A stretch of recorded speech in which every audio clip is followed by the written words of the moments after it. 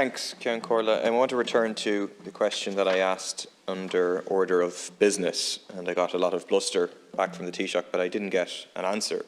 And it seems to me to be a point of very basic inequality has been created, if I am reading the terms of the new PUP scheme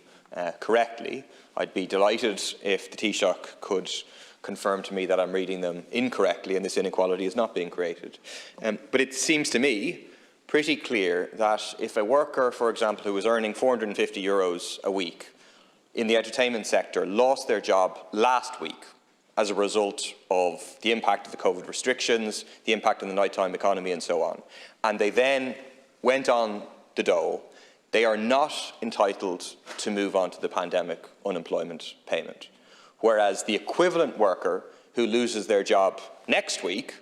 will be entitled correctly to go on to pandemic unemployment payment and will be able to get €350 a week. So you'll have a difference of income between two workers in identical situations, both out of work as a consequence of pandemic restrictions,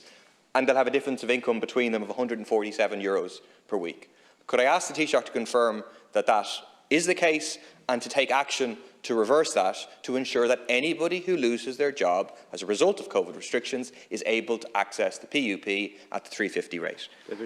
In terms of Deputy Murphy, I don't describe what I was doing earlier as bluster.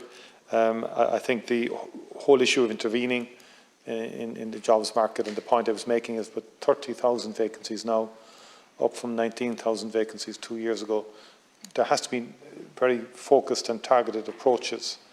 as we emerge and evolve throughout the pandemic, because we're not where we are now in terms of level 5s or level 3 even at this particular stage, and sectors of the economy are open. And in respect of anyone who's long-term on the PUP, who's over 12 months on PUP,